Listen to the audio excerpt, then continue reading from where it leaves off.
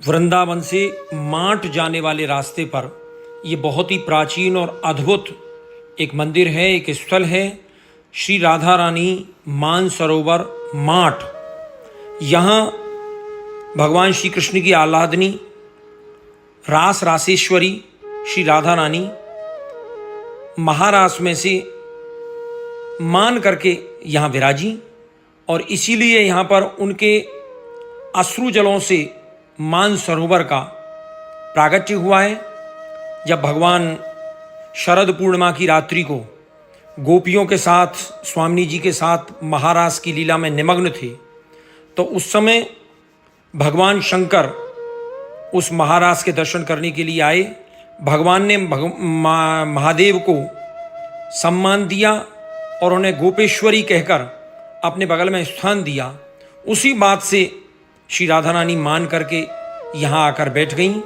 पूरे विश्व में ये एकमात्र ऐसा स्थल है जहाँ श्री राधा रानी के केवल नेत्रों के दर्शन आपको मिलेंगे और बड़ा ही प्राचीन और अलौकिक दुर्लभ स्थल इसे माना जाता है। हम आज यहाँ माट में मानसरोवर के समीप बहुत ही प्राचीन स्थल श्री राधा रानी मानसरोवर नामक स्थल पर यहाँ आज हम आए हैं और यहाँ के जो पंडित जी हैं उनसे हम या राधा रानी मंदिर मानसरोवर माट के बारे में कुछ जानकारी प्राप्त करेंगे। मैं आपको जय श्री कृष्णा करूँ पंडित जी। जय श्री राधे। आप थोड़ा सा यहाँ के बारे में आप बताओ। तो बताएंगे, देखिए ये प्रभु श्याम सुंदर की लीला और राधा रानी की लीला स्थली है। यमुना किनारे बंसी वट पर महारास हो रहा था। वाह। और महारास में अनगिनत गोपियां भाग ले रही थी। जय हो। उनके पैरों में पायल और घुंघरू बंधे थे। जय हो। उधर कैलाश पे प्रभु महादेव अपने प्रभु श्याम सुंदर और राधा रानी के भजन में बैठे थे। वो बज रहे थे राधे कृष्ण राधे कृष्ण राधे कृष्ण। महाराज उस युग में सिर्फ एक बार हुआ। अच्छा। रास तो दिन में 6-6 बार होते थे, लेकिन महाराज जो है एक बार हुआ और शरद पूर्णिमा की रात्रि थी। वो रात्रि 6 महीने की हो गई। वाह। जब महाराज शुरू हुआ तो गोपियों के पैरों के पायल और घुंघरू बजने लगे और एक ऐसा मधुर संगीत पैदा हुआ जो कि तीनों लोकों में छा गया। वो इतना मधुर संगीत था, जिस किसी के कानों में वो मधुर संगीत की ध्वनि गई वो महाराज की तरफ दौड़ता चलाया। चाहे वो देवता हो, मनुष्य हो, किन्नर हो, पशु हो, पक्षी हो, वो मधुर ध्वनि महादेव जी के कानों में गई और प्रभु महादेव का भजन भंग हो गया। महादेव जी ने विचार किया कि इतनी मधुर ध्वनि कहाँ से आ रही है जिससे कि मेरा भजन भंग हो रहा है और ये ध्वनि मुझे अति प्रिय लग रही है। तब प्रभु महादेव ने अपने विवेक से देखा और मालूम किया कि अरे ये तो यमुना किनारे बंसीवट पर महाराज हो रहा है और मेरे प्रभु सिंहासन पर विराज रहे हैं। मैं भी चलूं, अपने प्रभु का दर्शन करूं और महाराज का आनंद लूं। माता पार्वती और प्रभु महादेव कैलाश से उसी वक्त चल दिए और उस जगह आए जहाँ महाराज हो रहा था। वहाँ महाराज के चारों तरफ 2 गोपियां पहरा दे रही थी, ललता और विशाखा।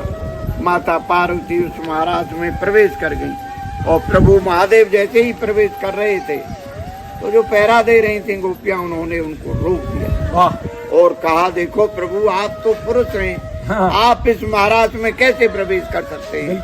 क्योंकि इस महाराज में सभी गोपियां गोपी रूप में जनानी हैं, पुरुष तो अकेले प्रभु श्याम सुंदर हैं। इस महाराज में प्रभु दूसरा पुरुष प्रवेश नहीं कर सकता। प्रभु महादेव गोपियों की इस तरह की बात को सुनकर बहुत निराश हुए और निराश होकर के बोले, अरे गोपियों, मैं तो कैलाश से आया हूँ अपने प्रभु का दर्शन करने के लिए और महाराज का आनंद लेने के लिए, अपने नेत्रों को सफल करने के लिए।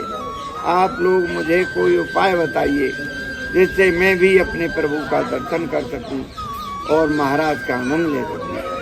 गोपियां बोली, देखो प्रभु, पास में यमुना जी बह रही हैं, आप वहां जाइए, यमुना जी में स्नान करिए और यमुना जी से निवेदन करिए कि हे यमुने मेरा गोपी रूप हो जाए। प्रभु महादेव ने यमुना जी में 3 डुबकियां लगाई और वो गोपी बन गई।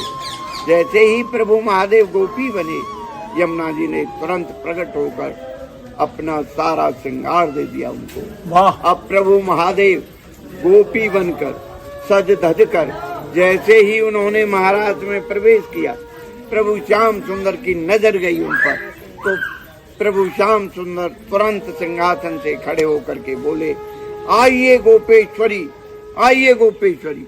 और बड़े आदर और सम्मान के साथ गोपी बने हुए महादेव जी को प्रभु श्याम सुंदर ने अपने बराबर सिंहासन पर बिठा लिया।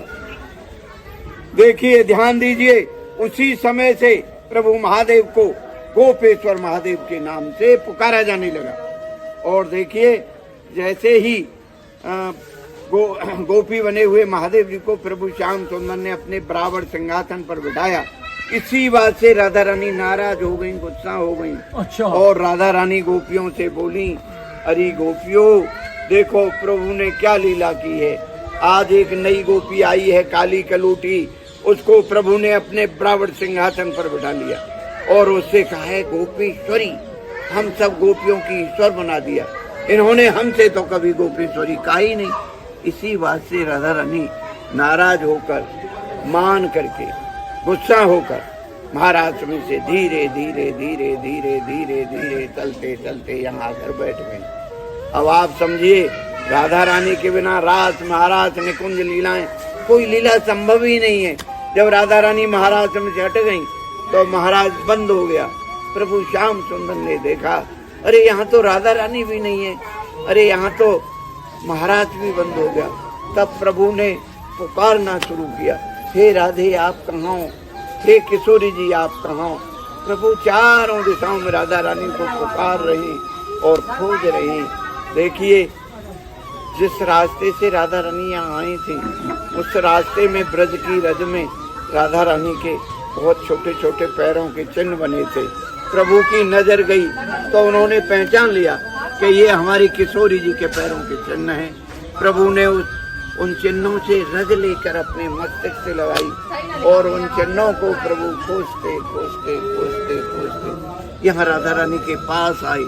यहाँ आकर प्रभु ने राधा रानी को खूब मनाया, खूब मनाया, खूब मनाया।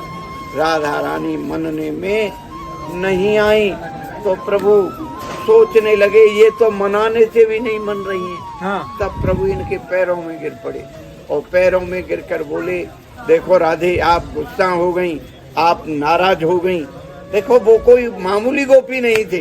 अरे कैलाश से प्रभु महादेव आए थे गोपी बनकर महाराज देखने के लिए। देखो राधे, कोई अतिथि, कोई मेहमान आपके दरवाजे पे आएगा तो क्या आप उसका आदर सत्कार नहीं करोगी? अब आप अपनी गुस्सा छोड़ो और हमारे साथ चलो। राधा रानी बोली, देखो प्रभु, मैं महाराज में से पैदल चल करके आई हूँ। प्रभु, मेरे पैरों में छाले पड़े हैं। प्रभु, मैं बहुत ज्यादा थकी हुई, अब प्रभु मुझसे नहीं चला जाता। तब प्रभु श्याम सुंदर बोले, अच्छा राधे, आपके पैरों में छाले हैं, आप इतनी थकी हुई हो, आप चल नहीं सकती हो, तो आओ हमारे कंधे पे बैठ जाओ। जैसे ही राधा रानी प्रभु श्याम सुंदर के कंधे पे बैठने को होती हैं, प्रभु अंतर ध्यान हो जाते हैं। जब प्रभु अंतर ध्यान होते हैं तो राधा रानी प्रभु की याद कर करके खूब रोती हैं, मेरे श्याम कहाँ गए, मेरे कन्हैया कहाँ गए। और रो रो करके राधा रानी की अश्रुधारा से, ये जो आप सरोवर देख रहे हो, ये राधा रानी की अश्रुधारा से भरा हुआ सरोवर है। इसी से इसको मान सरोवर कहा गया है। यहाँ राधा रानी ने मान किया और मान करने से उनके आंसुओं से भरा है। और इस पूरे धाम को राधा रानी मान सरोवर धाम सिद्ध पीठ कहा गया है। यहाँ राधा रानी के पास प्रभु अपनी बंसी और मुकुट छोड़कर आप दर्शन कर सकते हो बंसी का। बंसी ही राधा है, राधा ही बंसी है। और देखो, ये सरोवर भी राधा है, तो आप जो है बंसी और मुकुट का दर्शन कर सकते हो। और वहाँ आपको जब कभी भी आपको सौभाग्य मिले द्वारका जाने का, तो द्वारका में बंसी और मुकुट का दर्शन नहीं होगा। और देखिए, बंसी का दर्शन बांके बिहारी में भी नहीं होता है, साल में एक दिन होता है। शरद पूर्णिमा के दिन रात्रि के 12 बजे वहाँ आरती होती है, शरद बैठाई जाती है, उस समय वहाँ रात्रि के 12 बजे बंसी का दर्शन होता है। उस समय यहाँ भी आरती होती है। बंसी का दर्शन यहाँ नहीं होगा। साल के 365 दिन यहाँ बंसी का दर्शन होगा और शरद पूर्णिमा के दिन में भी बंसी का दर्शन होगा। लेकिन रात में शरद पूर्णिमा के दिन जिस समय बिहारी जी में बंसी का दर्शन होगा उस समय यहाँ बंसी का दर्शन नहीं होगा। ये बड़ी पवित्र भूमि है, तपस्या की भूमि है, प्रेम की भूमि है, भक्ति की भूमि है। जब कभी भी यहाँ आपका आने का सौभाग्य हो तो देखिए सरोवर में स्नान करो तो इसमें से 5 छींटे अपने ऊपर जरूर डालिए, आचमन करिए और देखिए इस सरोवर में स्नान करने से, राधा रानी का दर्शन करने से मनोकामनाएं पूरी होती हैं और कलयुग के कष्टों पापों से भी छुटकारा मिलता है। बोलिए जय जय श्री राधे, जय जय श्री राधे, जय जय श्री राधे। कहिए क्या यहाँ राधा रानी के नेत्रों के दर्शन केवल हो रहे हैं। हाँ, ये ऐसा है। यहाँ ये राधा रानी भूमिगत समायुक्त हैं। यहाँ देखो बंसी के अवतार थे श्री हित हरवंश महाप्रभु। उन्होंने वो संत थे, उन्होंने घोर तपस्या की, अपने तपोबल से इनको यहाँ इनके मुखारविंद को प्रकट किया। ये किसी पत्थर में से बनाया हुआ नहीं है, ये प्राकट है। यहाँ राधा रानी के केवल नेत्रों के दर्शन, नेत्रों के दर्शन हैं यहाँ। ये प्राकट हैं और ये किसी पत्थर में से बनाया नहीं है। जय हो महाराज, बहुत बहुत धन्यवाद।